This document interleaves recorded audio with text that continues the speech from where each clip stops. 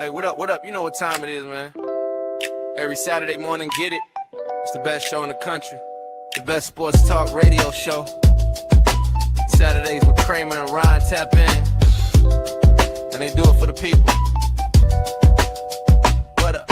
What up? What up? What up? What up? What up? What up? What up? What up? What up? What up? What up? What up? What up? What up? What up? What up? What up? What up?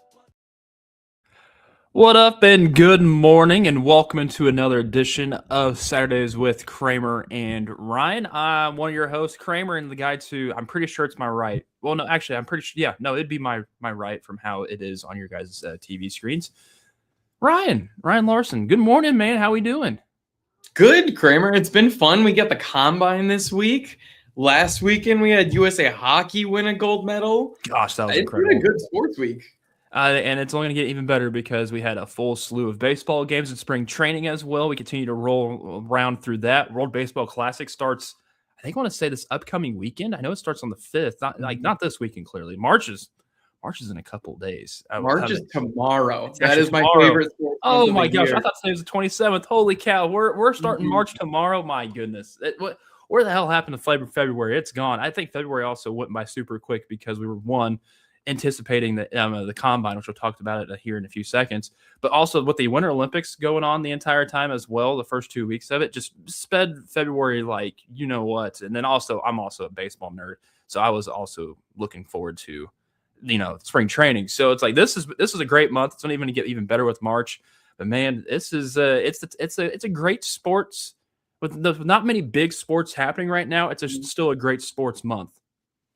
I think KU I'm a college basketball guy. That's just my sport.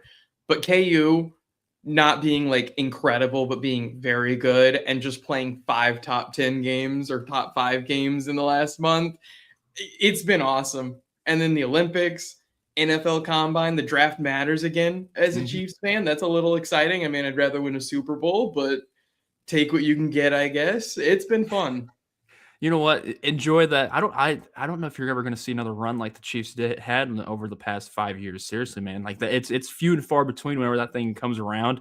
And luckily, the Chiefs did win multiple Super Bowls during that stint. So, and enjoy this number 9 pick if they're still at number 9, if they trade up or trade down. But looking at the guys that we've seen so far in the draft combine, dude, the defense I love. I love watching the defense, especially when it comes to watching what the bench press does. And I've already, I've looked on the bench press side of things, seen the numbers. Don't know who the hell the guy is that repped out 37 bench press reps compared to the guy who repped 37 bench press reps at I think it's 225, or maybe it might be more than that. It might be 325. I don't know. 220. I think it's 225. 2 plates on each side, dude. I can't do that. I think I can go over 135 on easily on bench press. But man, dude, what has been the most, I guess, surprising, intriguing thing coming out of the combine so far? I don't know if it's the fact that we saw a linebacker yesterday. No, I think it was a safety. Run a 4.27 on be the leader right now of the sprint, the 40-yard dash. Of course, it's got to be an Ohio State guy. But man, dude, the combine so far, it's been fun to watch, even though I'm not the biggest combine guy in the world. I throw some pads on these guys and I would think, okay, that's more of a true thing. But I every once in a while I'll throw it on in the background, but I like looking at the numbers at the end of things. It's been okay. It is actually, I went on the Combine website. NFL, you need to turn these ads off because I can't hear anything. Thank you. No problem. I was going to say the Ohio State linebacker, Sonny Styles, just had a day. Can you look up he didn't have the craziest 40 time, but everything he did was either tops at his position or one of the best all time. He had the 4th highest RAS, it's like raw athleticism score or whatever, of any linebacker, 4th highest ever, behind Urlacher. I can't remember exactly who the other linebackers were that ranked ahead of him, but it was 2 Hall of Famers that were ahead of him in athleticism score. And then look at tight end 40 times. Sadiq running, what did he run? A sub 4.4 40 at tight end is insane. Yeah, no, it's That's what you want, a 4.39 as a tight end. But the thing is, can he get the separation? I mean, he got the separation in Oregon throughout the season, but then also you got to look at who did Oregon actually play in the Big Ten. But also, Oregon was also getting force fed. I think that I would force fed Sadiq if I was Dante Moore the entire time. I think we already know how Oregon went throughout the entire season. But man, running a 4.39 as a tight end is absolutely incredible. It's like, why don't you just might as well throw him in the slot and see what he can do there as well? Big body slot that is quick. Sign me up for that 10 times. And also, if you need I guess if you're looking at the Chiefs right now and you need a tight end replacement for Travis Kelce, if Travis Kelce comes back, I mean, Sadiq might be the great option here for them. If they want to keep this speed option type of mentality for them. Plus, also, how tall is Sadiq? I gotta look at He that. is 6'3", I believe. Yeah, he's 6'3", 245. The tight ends. I mean, that's okay. The USA. Yeah, the only thing I worry about is maybe Kyle Pitts being the sort of prototype here. 6'3", 241, I guess. But I worry that maybe he'd fall into the Kyle Pitts mold of, like you said, he can't separate. He's super athletic, but just comes in and doesn't do that much. And I don't think he's that good of a blocker. I haven't heard anything about his blocking at Oregon. But are you actually wanting him to block? Let's be honest here, I don't. If you have great hands and also have you're quick, I just want you to possibly work on getting separation. I don't care that you're going to block for a running back. I don't care that you're going to be blocking for the quarterback. I want you to get out and get out open space, because that's exactly what teams need right now. Because I feel like this has become almost as if it's a tight end league that we've been seeing. We saw a lot of Trey McBride do incredible things in Arizona. Brock Bowers is an absolute stud. Hell, Travis Kelce, even at the ripe age, I think of 36, is still getting the job done. George Kittle, even if he's got to stay healthy, but he's still one of the best out there. Hell, Hunter Henry had a resurgent season for the New England Patriots. We might be seeing the tight end role, I guess, flourish or adjust more to this league to being actually better positive outcomes for teams, per se. I mean, ideally in the Chiefs offense, you'd want him to be outside receiving like that. I hope maybe with the new receivers coach, that's more of a threat. I haven't seen them develop a pass catcher since Tyreek, basically. I can't think of a pass catcher that they've developed. I mean, Rashee Rice is pretty good. Xavier Worthy's fine, but these are guys that you draft pretty highly. So if they do draft a vertical threat tight end, I want to make sure that he's actually going to develop. Otherwise, I'd want someone that can kind of do a dual role like you see with the Rams, with the Seahawks, where they're in line, and then you're kind of hitting them on these play action rollouts more often than you're just putting them out in the slot. I'll tell you what, with this, from what we saw so far, especially if you're trying to look for speed when it comes to the corners, Pride Jr. out of Missouri, clearly his draft stock rose instantly yesterday when he was doing his little underwear Olympic 40-yard dash. That's we've seen so many times where people just want to go speed. I love Dylan Thunderman like that. I think if the Chiefs need a safety in the second round, that's your guy. And I think honestly, the Chiefs might need to go get a safety if they don't get anything in free agency. There's that secondary for the Chiefs right now is absolutely bleak. And if you want to, and enjoy what you saw at the combine this past handful of days, hell, Thunderman, I've been on him since the get-go, and plus also another Oregon guy that was just an absolute stud for them. So it's sure, these past 2 days have been fun. Like also the fact that the bench press, dude, this guy, look at the gap between David Gusta and Gabe Jackas. Like, this is incredible. 37 reps on the bench press. I want him on my team no matter what. I want him. He seems like a perfect Raider to me, at least. Oh, yeah. Just get a big guy in the middle that you can depend on for the next 6-8 years. I love that idea. That's what I feel about the Chiefs also is it's funny because they have a good defense, but their defense is so different from what you see with like the Seahawks and some of these other better defenses in the leagues, where the Chiefs have obviously Chris Jones and Trent McDuffie, but then it's built around linebackers. You don't usually see that. Usually you see edge rushers or a good secondary that you're building a good defense around.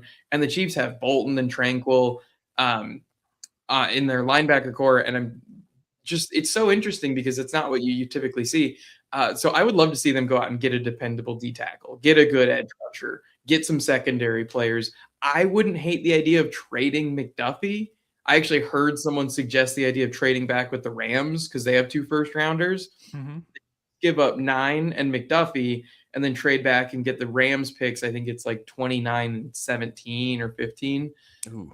I don't know if I like that value for that. I think the Rams are getting more value out of that than what the Chiefs are getting in return, in my opinion. Because that number 9, because it seems like from what Brett Veach said on the podium prior to the combine, it sounded like they wanted to keep Trent McDuffie on this team. And at 9, you've got great value. Hell, Sonny Styles might have brought himself up into the conversation of being a top 10 pick just over the last handful of days. I think that's a legitimate argument to have right there. Because if you have Leo Chanel gone, there's no plans for the Chiefs bringing him back. Do you, think about releasing Drew Tranquil so you can clear up some more cap space, even though they want to keep Drew Tranquil here and replace him with Sonny Styles at 9, which honestly wouldn't be a bad get if he's literally being a freak show, a jungle cat in the gym, and from what we saw last a handful of days in the combine. I actually love the idea of bringing in Sonny Styles. I was wrong. It's 13 and 29. So then you're trading back 4 spots and getting the 29th pick for McDuffie, which I don't hate. Bad. That's better than the 15th and 27th, I would say, in my opinion, or 16th and 27th. I don't know. I can't remember exactly what you said, but 13? Who is 13? Where did they get that pick from? Atlanta. Because Atlanta traded their first for the pick that they took James Pierce with last year. Yep. I think a linebacker at 9. That worked out for them. I'm hoping he's playing in the league next year, if you know what I mean. Yeah. Good player, but like you see with a lot of good great players. Madden guy too. Yeah. Fast, super athletic. Flaming Pepper. Oh yeah, he is on your team, huh? Oh yeah, definitely. James Pierce is he's a freak show, but he needs to control the off the field issues. But all right, as you were saying. No, I was just gonna say, if the Chiefs stay at 9, they need to go with a position that you need to go with like a high value position, unless maybe Downs, the safety, falls to them at 9, which I don't think will happen. I want them to go edge rusher, linebacker who can be a pass rusher, or wide receiver. If it's anything else, I'm going to be very disappointed. I do not want to see a D tackle at 9. D tackle at 9.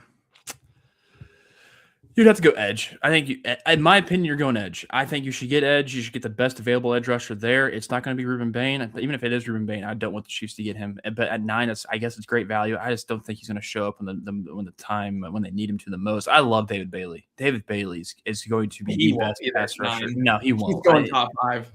He's going top 5. But I can see also the Chiefs getting the wide receiver out of Ohio State.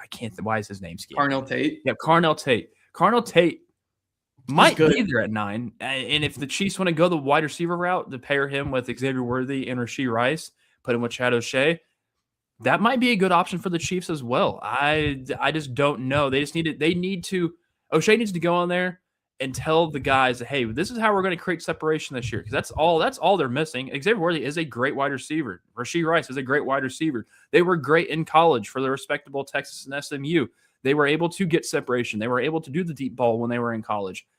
Where did that go? Like, why was it Tyquan Thornton the deep threat for this past season for the Chiefs, when we already know that we've seen it on tape already that Xavier Worthy can do this? We've also seen that Rashee Rice can do this. It's just, why is it now that they're having difficult separation of the ball? Let's get them on fly routes. Let's get them on streaks. Hell, let's get them on deep corners and see if they can get separation that way. Because unless it's also, is it Mahomes? Is it Mahomes not being as accurate as we think he should be, missing the deep shots? I think it's a combination of the way that defense is played in the NFL, where it's a lot more we've talked about this for 5-6 years. It's a lot of too high safety looks where the deep shots are less common. But the receiving game, like I said earlier, they haven't developed a receiver since Tyreek Hill 10 years ago. And I feel like a large part of that is why you're not seeing them get open downfield. And this team, man, Andy loves his short passing game, his screens. I love the idea of Carnell Tate. If he runs a decent 40 time today, if we're looking at mid 4.4s or anything below that, do you know how tall Carnell Tate is? Off the top of my head, I don't. Is he like, what, 6'1"? He's 6'3". 6'3". That's what you need. You need an X wide receiver. You need a guy that's bigger. Taller. We talk about Jordan Tyson, who I also actually would kind of like as a big-bodied receiver. Carnell Tate is larger than he is. And we're talking about, I mean, how many times do we see an Ohio State receiver come in the league and just ball out? That's true. That's they can produce wide receivers. They just can't produce quarterbacks. I'm looking at this comment on would you guys at all take Love? Absolutely not. No, there's no part of me that wants Jeremiah Love. Why? I mean, he's a great player. It's just if I can go out, we talked about this last week.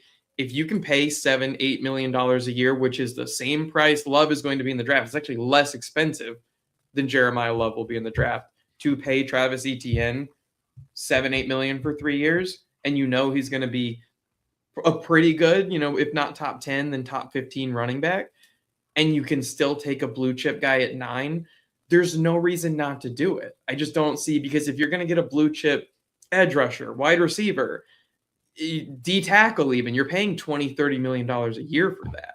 And see, I also wouldn't take Love at 9 because the games that were either the ranked ones, big marquee matchups where you circle twice to make sure, hey, I'm going to watch this game and see what he can do for Notre Dame, didn't show up. Didn't show up on the big marquee games. Maybe he got 50 rushing yards. Maybe he might have gotten a touchdown after that. I don't think he even did in the marquee matchups. I would much rather go on the cheaper side of things and not go for the Travis Etienne. I think Tyler Algier, he's a free agent. I think he'd be cheaper than Etienne because, I mean, of course, usage. I also think his legs are even fresher than what Etienne would be anyways. So I think Algier is the better option here for Kansas City. I think that it's actually a legit option. And we also have already seen that Algier, his rookie season, he was running back number 1 until Bijan came in and took over that role there. I still would not take Love at 9. I mean, we saw in history that running backs in the top 10 they pan out depending on who you are. I mean, Ashton Genty had a good season last year. I wouldn't say it was a great season. It was because the offensive line was atrocious for them. So if the Chiefs were to trade back, like say in your analogy, Ryan, with the Rams, maybe Jeremiah Love at 12 or 13, I would like that. Heck, even Weston Brewster had also said get the extra pick in the top 75 would also for either go trading with Dallas or the Rams. Then that's when I would consider taking Love. Not 9, no. There's going to be way too many guys at 9 in order for the Chiefs to upgrade for them that way. And I don't hate the idea of trading back. I wouldn't recommend it unless all the edge rushers you like are gone and you don't like any of the receivers that are there. Because again, you want the whole point of picking in the top 10 is to get a guy that is irreplaceable to your team that would cost $30-40 million to get in free agency. And the lower you pick, obviously, the lower the odds are that you're going to get a guy like that, which is why trading back in the 20s, whatever, because 20 to 40, all the picks are kind of the same.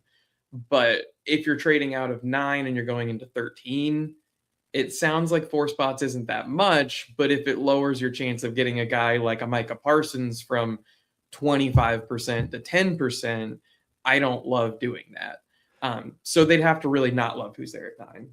So quarterbacks are going to be throwing, I believe today, I can't remember the time, but Fernando Mendoza is not throwing today, and I'm A-okay with him not throwing the combine at all. And there's some people out there, Rocky Magana to be one, who's like, no, you need to go out there and throw the football. Like it's the combine. You got to go up there and show out. If I'm Fernando right now, you know what I'm going to do? I'm going to walk on in, hand him an iPad, hand him a Surface tablet, whatever they're using now on the sidelines that Tom Brady loves to throw on the ground. I'm going to say, here's my national title game. Have at it. Have fun. Enjoy this. Enjoy what I can do for your team. I'm A-okay with him not throwing the combine at all. Yeah. Plus, also, he has, 2 of his wide receivers that he used to throw to there? Who knows if that's going to be the pairing when he's throwing the football.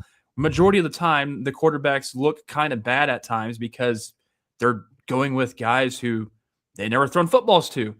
And I mean, I get it. If that makes you uncomfortable, I mean, I guess that's A-okay. You also got to think wherever he gets drafted to, he's gonna be thrown to those guys probably the next day. Like he's gonna start like, hey, let's get this thing lined up. Let's start throwing the football, and you guys catching it, and let's have some fun playing it that way. But man, I'm A-okay if quarterbacks don't want to set out, especially for the high caliber of what Fernando Mendoza is. He knows he's going number 1. Like let's be honest. That's a deadlock. He's going to the Raiders at number 1. You do not need to throw. And plus also, it makes sense why the other quarterbacks want to go in and also try to rise their draft stock at the combine.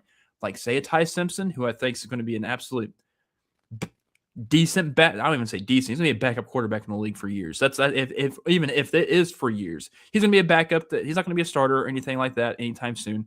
Mendoza will be a starter, and there's actually only one good quarterback in this draft, and that's him. Yeah, 100%. It's not worth it. The only thing you can all, do right? is hurt your draft stock. Not that he wouldn't go 1, but whatever the 1% chances you get hurt or whatever, it's just not worth it. It's kind of a waste of his time also. A couple guys that did not throw at the combine. Joe Burrow didn't throw at the combine. Trevor Lawrence didn't throw at the combine. Caleb Williams didn't throw at the combine. Those guys ended up being pretty good NFL quarterbacks, no matter how you feel about Trevor. But it's just not Caleb. Yeah, I mean, I think Caleb's good. Trevor Lawrence is a stud. I'm always going to stand on that hill. Trevor Lawrence is a certified stud. I like him a lot. There's no competition for him, so he has no reason to throw. It's a waste of his time. Now, if Dante Moore was there, he'd be throwing. Different because they're fighting for the number one, getting paid the most. If that's what they're, I mean, a lot of people in the NFL want to get paid the most as possible. But I mean, if Dante Moore's there, at least you have some sort of competition because that's either it's 1A or 1B. But I'm still, if Dante Moore was in it, I'm taking Fernando Mendoza all day and every day. Weston Brewster did ask us if it comes down to top three receivers at 9, which one of those guys are you taking? Lemon, Tyson, or Tate? I'm curious what you think here. If Lemon's there, I don't think Lemon's going to be there. I think he's the best wide receiver in this draft. You think? I was going to say he's the one I would not touch if I'm the Chiefs. Really? I think he's got all the tools. He's super quick. He's the one that I'm circling to watch today at the combine on the 40-yard dash. He's going to be flying. It may not be what you truly want in a wide receiver to run, but damn it, I think he's got the best sure hands possible, and he's been doing everything possible to get himself ready for this moment. I think Lemon's the best. He's good. He might be the most talented. I'm so tired of undersized wide receivers. He's 5'11", 195. Yeah. That's your only drawback. Probably means he's 5'9 and a half, 180. If that's what they're listing him at. I don't not wearing cleats or anything when he's doing that height test. Yeah, I don't want anything to do with this. I'll go Tate. I've actually come around a lot on Carnell Tate over the last couple of weeks, especially not that 40 time matters, but if he's running a sub 4.5, I'll take Carnell Tate. It's a 40 time matters or not. Let's get to would you rather's on this. As the first one that goes as is. Would you rather run an elite 40 time or have elite physical measurables? I'd rather have elite physical measurables. Yeah. Just because when you don't have elite physical measurables, people will make fun of you and call you dinosaur arms. So like Ruben Bain. Ruben Bain. I saw a really good meme. It was Ruben Bain versus Will Campbell, and it was two dinosaurs, two T-Rexes. That'd be a good matchup to watch. Someone's gonna. Gosh, those guys have such short arms. They do, especially in the NFL. I'm not going with the speed. I know speed kills at times, but there's still a lot of. It depends on what you're talking about. We talking about the 4.23 Xavier Worthy speed, or are we talking about like a 4.35 that's basically a more than a half a millisecond or whatever you want to classify it, half a second. I'm taking the measurables all day and every day because I like jungle cats. I like Max Crosby types, if you know what I mean. Mm-hmm. On the next one, would you rather draft a running back, wide receiver, or tight end with a fast 40? Man, we're going with the speeds right now, baby. It's what you talk about during combine. What else do you talk about during combine week besides? If Chris Jones is running a 40-yard dash, we know what we're talking about. Talk about other stuff. I actually have a really strong opinion on this one, but I want you to go first here. Tight ends, because who's guarding them the most? Linebackers. They can create separation if you're fast. Like Sadiq, he might be able to create as much separation as possible. He's the fastest tight end that we've seen in some time. And if you put him on an out route, put him on an in route, and if it's manned up by a linebacker, 9 times out of 10, he's probably going to beat that linebacker. So I'm going tight end with the speed. I will go running back here just because I would never take receiver based on 40 time. How many times do we see John Ross, Calvin Xavier Worthy? Can we put him on that list yet? If he sucks this upcoming year, if you say he's just not great, do we clump him with the John Rosses? Not yet, but man, we're getting close. Ooh, apparently the measurables are coming in right now for the receivers from our guy Weston Brewster. Shout out to you, Weston, for hanging out with us this morning, man. Yeah, absolutely. But when you look at running backs with good 40 times, it's a pretty accurate predictor of this guy's going to be pretty good and explosive in the league. I'm going to read off a couple names for you here. You can't make fun of Dree Archer. I think he's the exception to the rule. Chris Johnson, Darren McFadden, Devon Achane, Jonathan Taylor. These are all guys that ran in the 4.2s, 4.3s. I like having a good 40 time on my running back. And I think it's a good measure of how much burst do you have. Because with running backs, was that yeah, in the background? Yeah, he's rocking out with like he's got a toy back here that just it's a rattle thing where he hits it and it keeps spinning. My damn cat Cosmo, yeah, he's going at it right now. He's trying to get his combine stuff going. I'm back here. He's working on the shuttle drill right now. Yep, he's doing his hand technique. Yeah, give me a running back with a good 40 time. All right, another would you rather? Would you rather have a Justin Jefferson type wide receiver for 8 years or the best offensive line in football for 8 years? Jeez. This is a hard one. Oh man. Is the rest of the team good? With the wide receiver? I mean, I'd say it's average. Average rest of the team. So it's like the Minnesota Vikings as is. You know what? Put him. Say it's for the Chiefs. Say it's for the Chiefs. Would you rather have the best offensive line for the next 8 years or a Justin Jefferson type wide receiver for the next 8? You know that Joe Burrow meme of the receiver being open, but he's getting sacked, or he's got good blocking, but there's just no receiver downfield. That Jamar Chase Bengals meme. This is that. The right answer is offensive line. The fun answer is Justin Jefferson. I'm going offensive line every day. I've watched too many football games last season to where a bad offensive line can ruin a season. I watched that. Hell, we saw that with the Chiefs basically ruin a season in the Super Bowl whenever they played against Tampa Bay Buccaneers. Actually, you make a good point. The Texans are kind of this, where they've got Nico Collins is an absolute dog, but their O-line Stroud sucks. But no, CJ Stroud sucks. CJ's not very good, but that O-line's also the worst in the league. I'm taking offensive line all day and every day. I need the trenches won every. The battle starts in the trenches. That's where it first starts. I need to have my quarterback to have as much time as possible. Let's like Patriots run with Tom Brady. There was a handful of times where I did not know who the hell he was throwing the ball. Who's Chris Hogan? Where did he go? I have no idea. But he was getting targets from Tom Brady. I love how his name just popped in my head because he's one of the wide receivers that Tom Brady always had around him. So I don't know. I'm give me the offensive line. I'm going to agree with you there. Do you know where Chris Hogan went to college? I did not know this until right now. Was it UMass? No, it's close geographically. Harvard. No, you're getting warmer. It is Monmouth. Oh, Monmouth.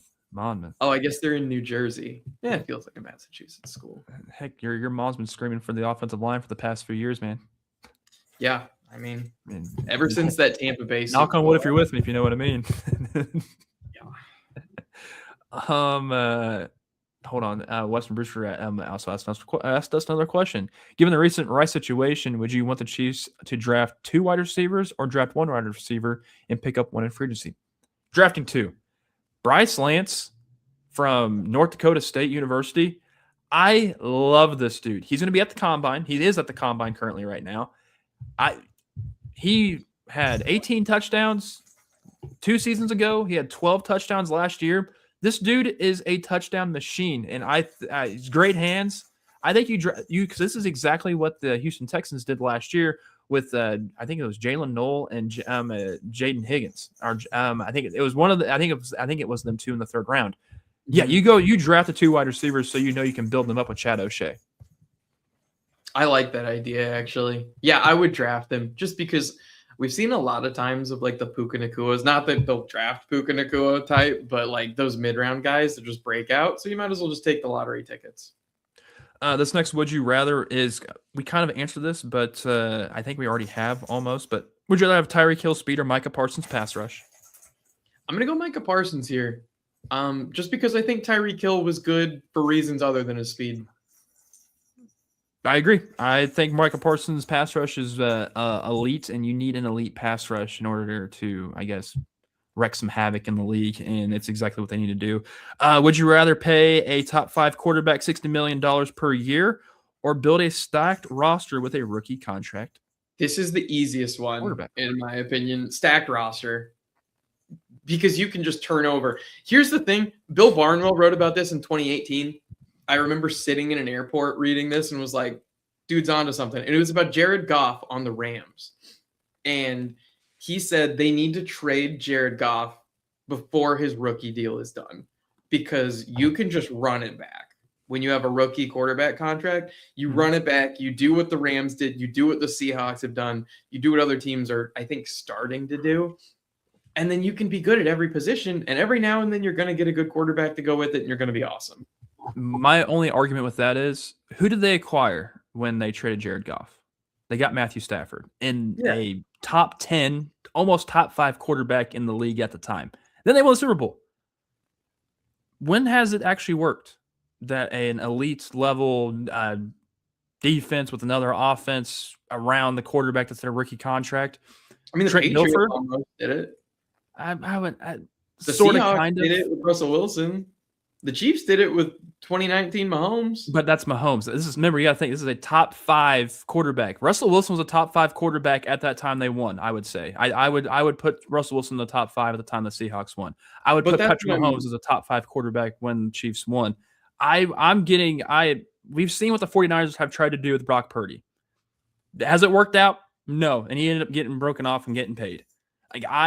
I'm going with the elite quarterback. So at least I know he's got that mentality that he's going to get that job done. That's what the Chiefs did. That's what I'm saying, though. And it's not a guarantee that you're going to be good, but I'm all about play the odds. This is where I love numbers. This is where it comes into play. If you have a good 1 through 52 on your roster and that 53rd guy, you just are cycling in quarterbacks and eventually we're going to hit on it. Once you do hit, your team is going to take off. That's what I would do. All right. Lastly, on the would you rather play Halo or Call of Duty? I'm a Call of Duty guy. I never actually got into Halo. I only put that on there because I've been playing Halo this past week, and it's hard. It's very, very difficult. I'm a Call of Duty guy. I'm thick and through, and I'm always going to be down to get some guys in ranked. But no, that's all of our would you rathers for this week. Do you watch any of the spring league at all by chance, like the spring football leagues? Not really. Sometimes, it's a good time of year to go out and hang out with people during the day on weekends. You go out and do a little day drinking downtown. Which I need to do that at some point. We need to go day drinking after a show. We should do that. Oh, yeah, for sure. Saturday when it's springtime, 75 degrees, you go out, find somewhere with a patio. It's awesome. Even though it's supposed to snow tomorrow, which sounds disgusting saying that. Yeah, I hate that. I hate the snow. But I don't have to really pay attention to it. So they're trying to do something now in the spring league where you were just going to town still back there. So they're adding new rules to the UFL, XFL. I mean, I know they merged and stuff. I'm curious what your thoughts are on some of these rule changes. So the first rule change is a 60-plus yard field goal is now worth 4 points. I hate this. Not because it's not a good idea, but because, in concept, I hate the idea that there might be situations where teams purposely go backwards. Because think about it, if you're about to kick a 55-yard field goal and it's, third and 15, you're not going to get the first down. You're going to kick a long field goal. Teams are just going to run backwards for 5 yards or they're going to take a penalty. And I just think that's dumb. I don't want to see that.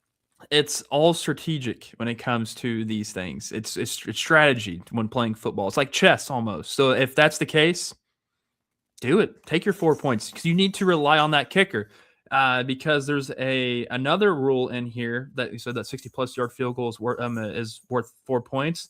There's a rule on here that they are also going to do that there's no punting inside the opponent's 50-yard line. I love this one. This one's fun. Yeah, that's it's eliminating all the punts, so there will be field goals being had on that. Also, Western Brewster did say they're Lemon's measurables are about to come in. Whenever they do come in, please let us know because I'm very intrigued to see like how tall he truly actually is. Another rule they're adding into it: 1 foot in bounds equals the catch. So this is the college rule catch. I'm out on this one. I don't like it. I don't hate it. I like 2 feet in the NFL. But I mean, it's also the UFL. It's not like we want to grab this and bring it on over to the NFL or anything like that. I like it because these are already college kids anyways, or guys who are trying to make that second step to possibly get back in the NFL, which is super, super hard to go from the NFL to the UFL to go back to the NFL. That's not going to happen whatsoever. But I actually like it because it's just they already know the rule to this if you're a wide receiver or running back anyways. Red zone penalties revert to half the distance to the goal now. Wait, what was it before? That's honestly, that's a great question. I didn't watch the UFL, so I'm cool with this one. Yeah, we don't need to reinvent the wheel. The tush push is eliminated. I love it. NFL should do it. Interesting. It's still a football play. I like it. It's just a god awful football play. Football's not supposed to be pretty. Like I don't understand why everything has to be flashy in football. It doesn't have to be. Like that's what do people forget that? Just get the yard, get the first down. Let's get a new set of downs. Let's go.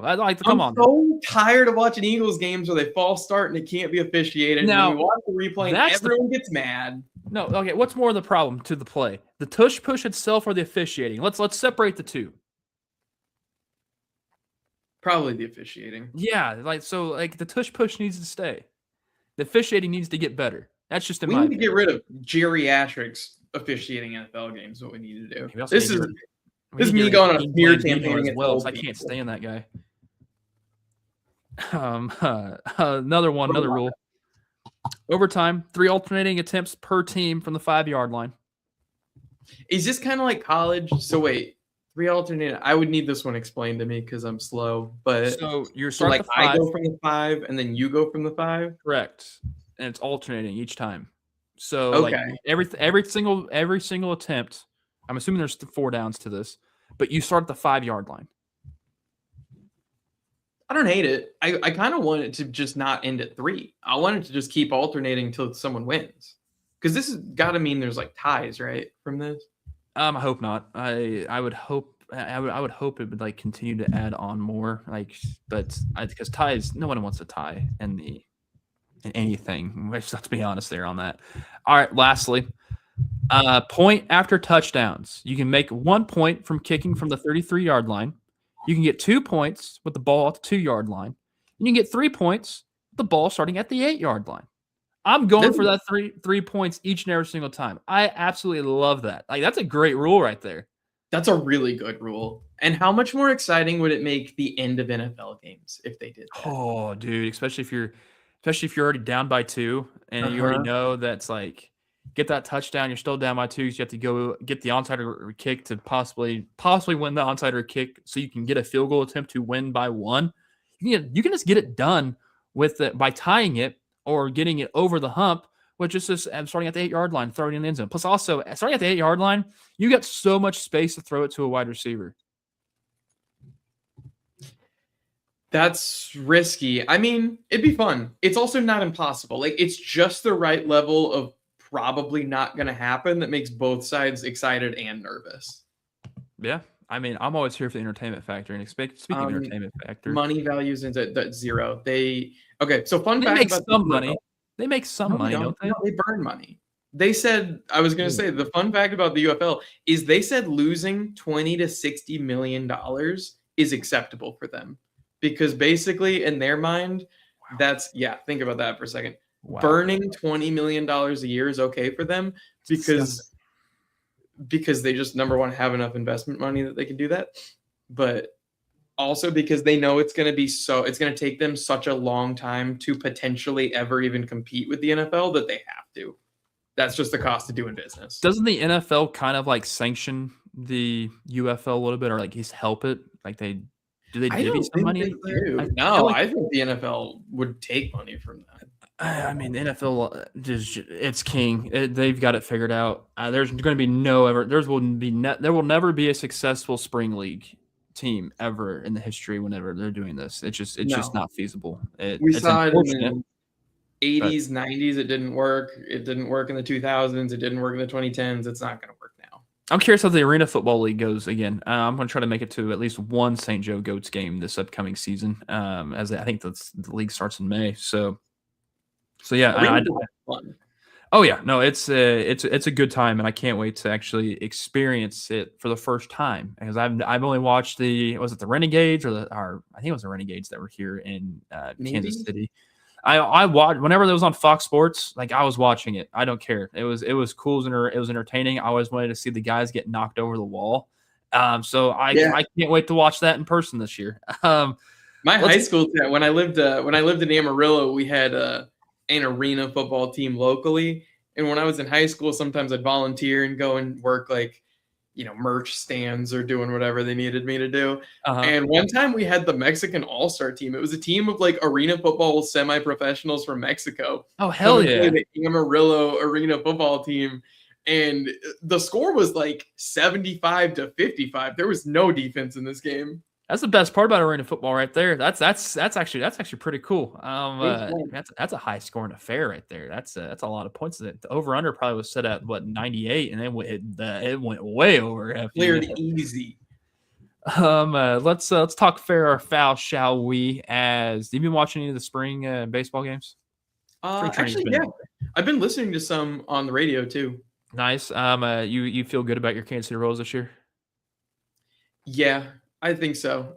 It helps that the division is just absolutely awful. You're right. The pitching over in Detroit is going to be within question with adding Justin Verlander, at which I'm curious how the ripe age of 41-year-old pitcher can go for them.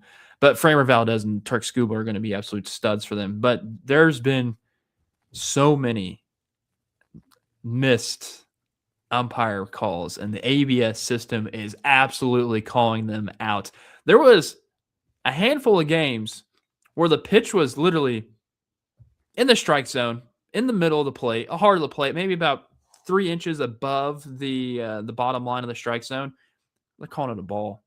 And the ABS system is saying, nah, and calling out these umpires. A lot more umpires are going to get called out from being how bad they are because of the ABS system. Make sure you tap your head to let them know and certify that it is. But the catcher knows exactly where the strike zone is. So when I know the catcher's tapping his head, knowing that he thinks it's a strike, he's going to go after it. He's going to make sure he's like, yeah, no, this is a strike.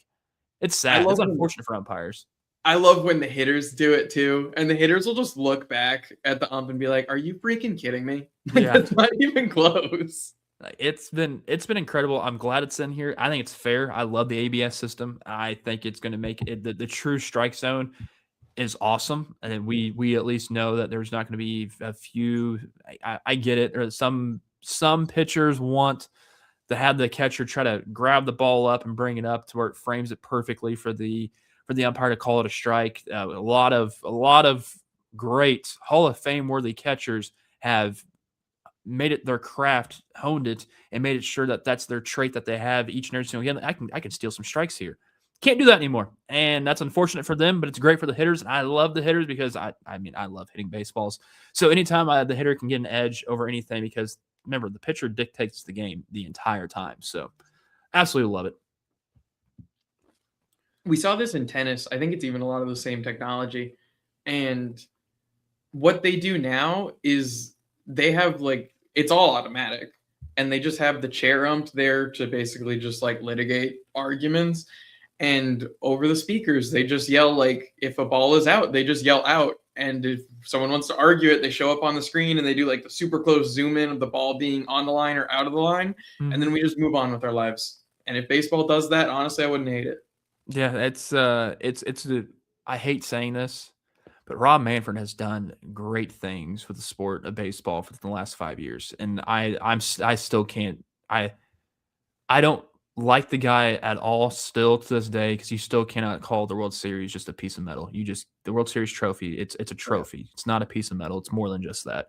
All right, next on the fair or foul. The St. Louis Cardinals are trying to get butts into seats. I don't know if you saw this. This is for the entire season. If you sit in the Big Mac land sections 271 and 272, you can get into games at $29. You know what that $29 can get you?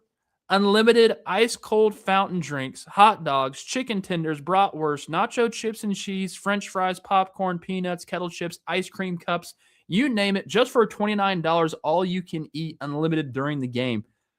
This is awesome. This is how you can. This is how you grow your sport. This is how you get the young kids there. This is because I mean, a family of 4, family of 5, hell, family of 6. If you have more than 2 kids, bless you.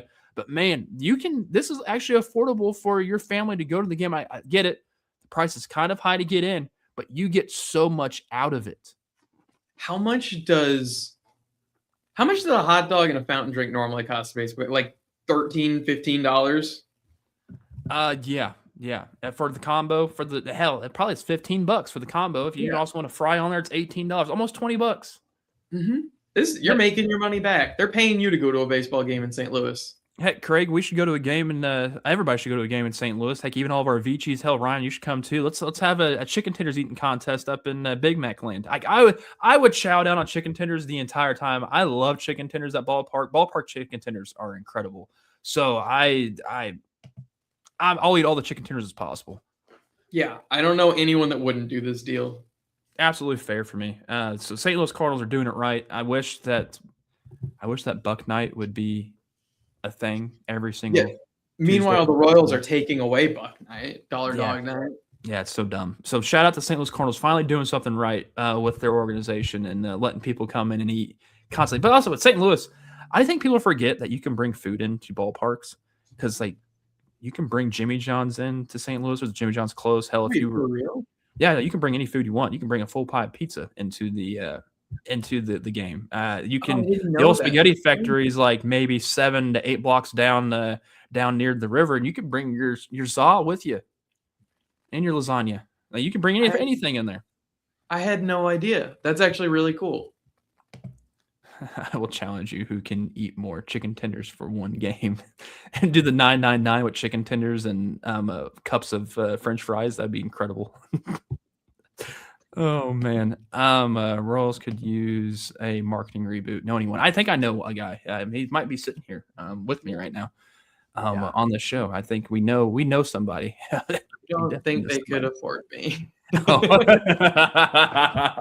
Oh, fun fact for all the people listening: you work on the business side of a team, they don't pay you very well. Heck, that's just you know what? Also, if you work in radio, they don't pay you very well either. Trust me, I know that for a fact. Yeah. Real similar to radio. Yep. All right, fair or foul. The Padres pitcher Matt Walderon. Listen to this. He's going to be put on the IR. He's out indefinitely with an infection in his rear end. What you doing, Matt? What are you doing, Walderon? Like, what are we doing here? Ooh. That is hemorrhoid surgery. Yeah, not good. The fact that that's a headline for the New York Post. That's foul. Absolutely foul for the New York Post saying that about Matt Walderon. But man, I hope you have a speedy recovery, dude, because I need to see that knuckleball more and more and more. Knuckleball needs to come back, and he's the only knuckleball pitcher that I know that's in the league right now. That's tragic news. Whoever leaked this, this needs to be like a HIPAA violation. Yeah, I think it's be leaking this news. Oh no! It's so foul. It's so foul. Apparently, Dude Wipes is sending him some free stuff though, some free products. Oh yeah! Shout out to Dude Wipes. I use Dude Wipes. Shout out to them. That's funny. Oh, that's foul. I feel bad for Matt Waldron. Let's keep that type of information not keep it under wraps. Come on, what are you doing, New York Post? Let's not do this. Let's not do this. Insanely foul. All right, fair or foul. We had a couple more to do. Tigers outfielder Max Clark, which he's going to be an absolute stud. He was wearing at least 7 to 10 chains around his neck during a spring training game. He hasn't even played a single inning of MLB ball. Oh my God, I'm seeing this video for the first time. It looks like Mardi Gras on this dude's neck. It does. It does. Like I get it. Wear 1 chain, wear 2 chains. That's fine with me. But when you have almost 10 chains around your neck that's just all blingy in the sunlight, Come on now. Let's and you haven't even played a single inning of Major League Baseball. Can we? Oh, and he drops it. Yeah. Oh, he just dropped a can of corn. That's so bad. He will be fine. He's actually going to be a good center fielder for years to come. Max Clark. But man, let's read the room here. Let's not be too flashy. Oh God, he's not good out there. He's dropping multiple balls. Yeah. No, oh, this is foul. This is bad. It is foul. You can do this if you're like Ken Griffey Jr. Bryce Harper wore the gold sparkly cleats in an all-star game. You can't do this in spring training when you're dropping balls. This is the Bronx, dude. This is great. Listen, who doesn't want to be Mr. T from the A team? That's a good point. I mean, I'm not gonna shave my head like B.A. Baracus, but I mean, imagine me with a mohawk like that and with the mutton chops, dude. I'd look pretty sick. I mean, I could probably shave my beard in the mutton chops right now. I'm just not shaving my hair. I'll say he doesn't look like Mr. T. No. Oh, Max Clark. Google Max Clark. He doesn't look like Mr. T. Did you see the New Era mistake they had on their hats for the people who were ordering some? So a Seahawks fan decided to order a New Era hat. You know, it's because he wants to rep his team. He just won the Super Bowl. It has the Seahawks logo up front. It has the Super Bowl on the side. Super Bowl logo there. You flip it around on the back, it says New England Patriots. I would be pissed. I'd be so pissed. What's up with all of these companies now? Like Fanatics sucks. New Era sucks. Like what's going on with all of our merchandise? Is it because people think that they like, it's so simple, it's so easy to do this? And you hire who the hell? I mean, heck, it seems like people don't need a college degree to get anywhere in life anymore. Can we have some big brain people doing this type of things? Because right now it's small-minded brains that are out here working these jobs. It's bad. It reminds me, do you remember maybe like last year when I can't remember if it was New Era or what hat company did the MLB logos and they put like the primary with the letter over it. And it's just like, it doesn't even make sense. Can I share my screen and show this? I want to show what this looks like. I wonder if you can't just send it to my Twitter account. I don't know if I can. I don't know if you can. If you could take the reins, that'd be awesome. I'm gonna see if I can add. I can take the reins. All right, let me add it to it. This is atrocious. Yeah, that's bad. This is also New Era. New Era needs to. They need to get on top of this. What are they doing? Well, it's like the look up the Texas Rangers one. The Texas Rangers. It said Tatas. Well, this one almost says something else. Yeah, no. Well, yeah. If the E was a little bit covered up, yeah. The Los Angeles Anals. Tatas, I'm looking at it now. Oh my God, this is good. That is good. That's New Era's foul on this one. But this is actually a good. It's actually a good thing. Your mom said maybe have all the players start with a set number of chains and they lose one for every dropped ball. See who has any left at the end. It's like when you're driving in your car. Like you're driving your cart in Mario and someone throws the old turtle shell over there and knocks all your chains off. That's how that goes. Hey yo, we have the measurables in for Malachi Lemon. 5'11", 192. So he is 5'11". He's not 5'9", Ryan. He's 5'11". 5'11", 0 quarters of an inch or eighths of an inch. Here's the thing. Him being 192, I like a lot. Because how there really is like, okay, let's be honest. That's a pretty, I've interviewed in person with Xavier Worthy. He comes like his height, he goes to like my eyes. Like my eyes. I'm 6'2". Xavier Worthy's about, I would say he's about 160 soaking wet. I would love this for the Chiefs. Like, this would be a good Chiefs get. Yeah, he's 30 pounds more than Xavier Worthy was at the combine. And all this is his wingspan, his arms. Dude, shout out, Brewster. Shout out to you for getting this stuff in for us. Wingspan, 73 and a. I'm curious what my wingspan is. Never got it actually measured. Have you actually ever done like a 40-yard dash time or anything like that? Because I did it once in college, and I ran a 5 flat 40-yard dash. I'm not quick. I'm not quick at all. I don't think people realize how quick a 5 flat even is. Like that's a very respectable time. Yeah, it's I thank you. I would be a great offensive lineman, I think. But I need to put on a lot more pounds to be an offensive lineman. But Carnell Tate's in at 6'2", 6'2", 192. 192. Oh wow, Oh, same weight. same way. Give me a lemon. Give me a lemon. Give me a lemon. Interesting. Surratt sitting at 6'2", 210. I like that more than I do with Carnell Tate's. I do. I'm curious what Tyson comes in at when they do his. What were we talking about? Yes, Craig, I am 6'2". I am. We could go on to another would you rather because I have no idea what we were talking about at the beginning. Oh, the new era hat mistake. Yeah, foul. Absolutely foul. Foul. All right. The Great Wolf Lodge in Ohio has a milkshake idea, Ryan. Bear with me on this one because I don't know if this is great or if it's not so great. It's a milkshake, a ranch dressing milkshake that is topped with crispy chicken, carrots, celery, and whipped cream. This fair or foul? This is disgusting. You know who would love this though? My girlfriend Lauren would love this. She loves ranch more than anyone I've ever met. She would like this. This looks disgusting. For me, it's the whipped cream on it. What are you doing with the whipped cream on ranch? So I don't know. Have you ever? I'm assuming you've eaten at Culver's, right? Yeah, you've had it. I didn't know they had their own traditional sauce. So last night we got Culver's for dinner, and when Caitlin went out and got it, she got some. She got me the fry sauce or whatever type of special sauce that they make. It literally was like ranch dressing mixed with ketchup. I think is what it was. And it wasn't the best in the world, but it wasn't great. I mean, I still ate it because I'm like, might as well keep trying to maybe the next bite tastes better. Maybe the next bite tastes better. Then once again, maybe the next bite does taste better. I feel like it tastes just like that. And I don't know if I can handle the overpowerness of ranch dressing. I'm not a big ranch dressing guy. Now, if I'm dipping some fried pickles in it, yes, love ranch. But no, I'm looking at it now. It looks like a milkshake consistency. So this is ice cream with ranch. Yeah, I'm going to be honest. I'm looking at it and it's kind of making me nauseous.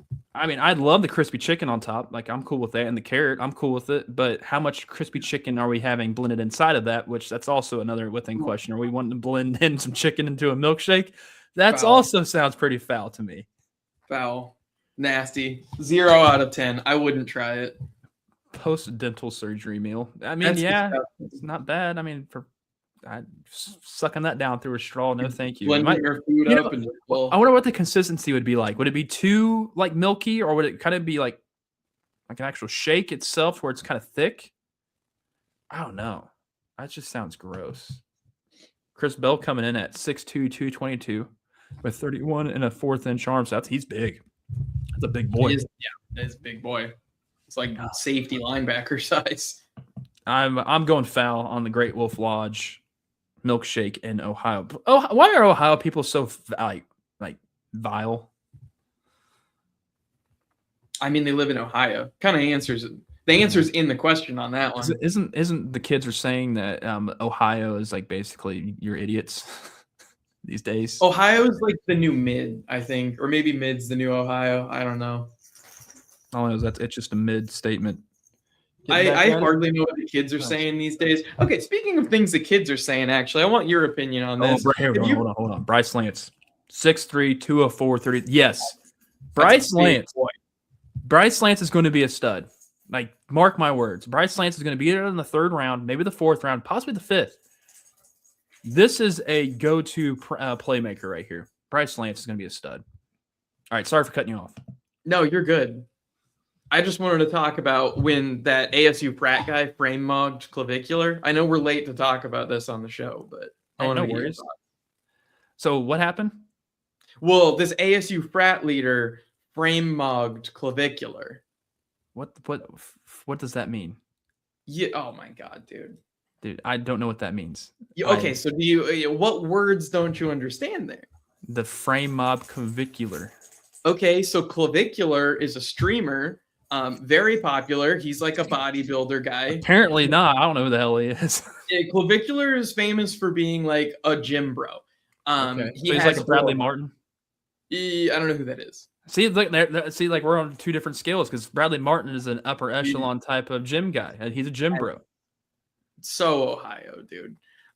So anyways, clavicular went to ASU, as the streamers do, and was hanging out with some frat guys. And then this ASU frat leader mogged. So mogging is if you like took a picture with someone, but they look better than you. So like that'd be mogging. Like if we took a picture, you'd be mogging me because you'd look better in the picture. So it's frame mogging because the ASU frat guy had a bigger frame. He's like more built than clavicular, so he was frame mogging clavicular in this photo. Good for him. Good for him. I'm always going to decide with. He's a football player, right? Clavicular or the ASU guy? No, I think he's just a gym bro. Oh God, I think this is just foul because I have no idea what the hell's even going on in the sentence. Well, it's foul because he shouldn't have frame mogged clavicular. Honestly. You should never frame mog somebody. Never do that. That's not cool. Yeah. Don't frame mog somebody. That's gosh. Oh, look at that. Look at that. You know who could frame mog somebody? Makai Lemon could frame mog Xavier Worthy. Yes, easily. Yeah. And I see, Brewster, I think you and I are on the same wavelength right now. Lemon won't be there at 9, but if he's there at 9, the Chiefs should act on it. If you want to go the wide receiver route. I don't know. Frame mogging is foul. But if Lemon's going to frame mog Xavier Worthy, that's fair. That's fair, actually. Yeah, I think the combine should be guys frame mogging each other. Frame mogging just sounds so bad. It sounds like we shouldn't be even saying it. It sounds a lot worse than it is, actually. It sounds illegal, honestly. It just it kind of is illegal if you don't want your clout ruined. Oh, this day and age of the world of like, I need likes, I need attention, I need everything. It's crazy. Like, you know what? Like, we do appreciate everyone who comes on in here and listens to us ramble about sports. That we hope we have the big brain knowledge for it. But before we get out of here, we've got to mention something that was incredible because America's new sport. It's our sport now. Not even new sport. It's our sport now. That's hockey. Hockey is America's sport. Whether if it's women out there on the ice, whether if it's men out there on the ice, whether if it's Jack Hughes that doesn't do jack crap during the actual NHL season, do whatever you want, Cosmo. Do whatever you want. He's trying to get out of this window. I don't know why. But still, Jack Hughes may not be doing anything in the NHL, but he can go out there and win an Olympic medal with a broken mouth, basically, and beat Canada. Let's freaking go. USA. That game, where does that game rank as far as international all time? All time. There was our first gold medal since the Miracle Olympics. Oh, dude. Or in hockey, men's hockey. The fact that some of these guys still showed up and showed out, like Hellebuck, he's not good he poops down his pants when it comes to the playoff time in June. That's notorious about Hellebuck. He actually was incredible for Team USA behind the goalie. Jack Hughes, incredible history with his family lineage. His mother was a hockey player growing up, wanted to play on the men's. He's dating Tate McRae. Jack Hughes is dating Tate McRae. Allegedly. Good for Canadian Jack. Tate McRae. That had to be weird when he got home. Dude, I'll tell you what. This is Jack Hughes is going to be a legend from here on out, no matter what. We're always going to see him flying around the American flag around his shoulders. And I smiling with that broken mouth. Dude, it's incredible. That's a hockey-esque moment right there. No, but this is a top game in all of hockey history, especially going into overtime and winning it. The craziest thing is that's the exact same what happened with the women's. They win, it was 1-1 going overtime, and they won 2-1. It's incredible. And I just love. Okay, so I sidebar for a second. I like some of the Canadian players. This is funny because Craig is up in Canada, so this is funny. USA, Craig, you can't take hockey from us. We took it from you, buddy. No, I actually like some of the Canadian players. I taught I taught Cale Makar's brother at UMass, and UMass won a hockey title and had a bunch of Canadian players. I like the Canadian players. I'm an Avalanche fan because of Cale Makar. But on Sunday, I was rooting for the USA. Nathan McKinnon afterwards being like, I'll let you decide who is the better team after you missed a wide open goal, buddy. Yeah. Get out of here. Nate McKinnon, I can't stand, dude. He's so good, but he always beats the Blues. That's why I can't stand the guy. But man, I know we talked about the U.S. hockey team. I think both is like it was just an all-star studded lineup from both sides. Probably more all-stars on Canada, and it's still also funny that good old boy. Why is now his name escaping me? The Edmonton Oilers, super quick. Oh, Connor Yeah, McOverrated. yeah, Connor. There we go. That's why his name escaped me because he hasn't won the big game yet. Still took a silver medal home, which I mean, still take pride in enjoying Oh doing no, that. he is the goat of taking home silver medals. He lost back-to-back Stanley Cups. He's getting silver in the Olympics. He's really good at being a bridesmaid. I mean, if the Russians were there, I mean, I'm curious to see how that would go. I mean, I feel bad for the Russians team. Well, I mean, I do, and I don't feel bad for the state of Russia, not state of Russia, the country of Russia itself. I do feel bad for the guys who play in hockey because this would have been Ovechkin's final Olympics, and I feel bad for Ovi on that one. I love this take by Weston. Can we show it? Yes, we can. Hockey version of Josh Allen. Wow, for Connor McDavid. Awesome. That's a good take. That's a really good take right there. That's you need it. That's good. Wow. I love this. You should trademark that before I steal it. You've got about 5 hours before I go to the trademark center. You've heard it here first. Weston Brewster, Connor McDavid equals the hockey version of Josh Allen. Yes.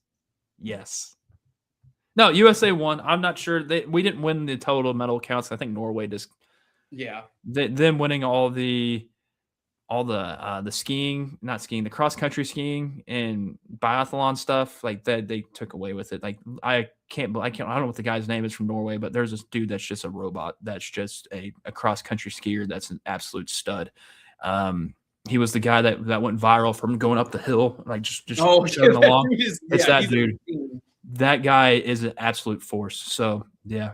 But closing thoughts, Ryan. Anything you got? Want to get off your chest? Besides USA, Jack Hughes being an absolute dog.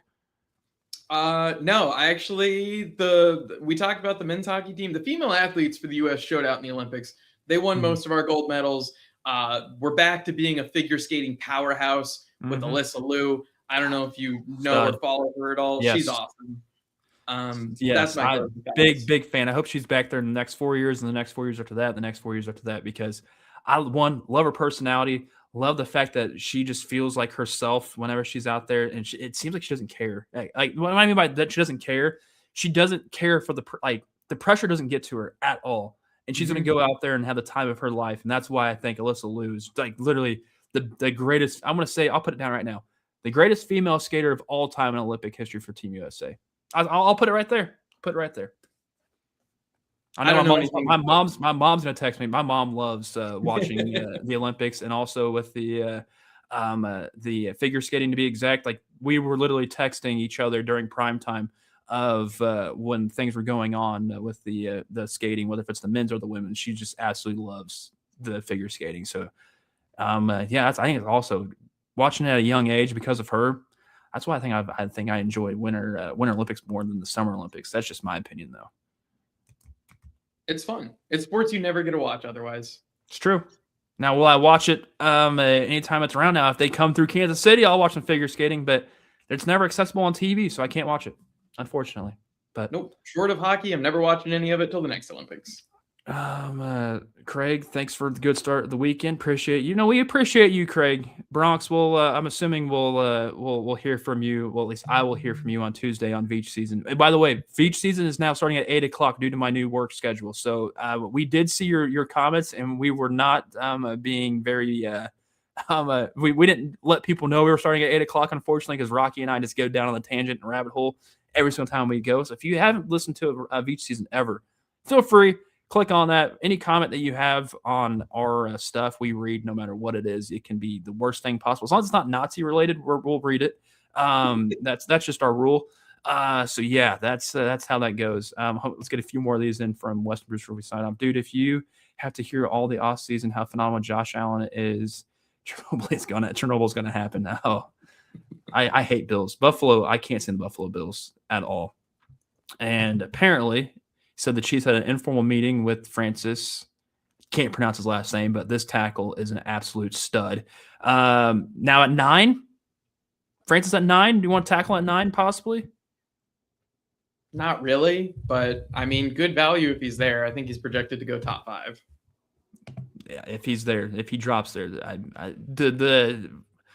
going to see a lot of mocks. Hell, we might do a mock draft next week. I guess we'll have to find out until then. But this has been the latest edition of Saturdays with Kramer and Ryan. Put a smile on your face because you don't know who you see to brighten up their day. Have a good one, everybody.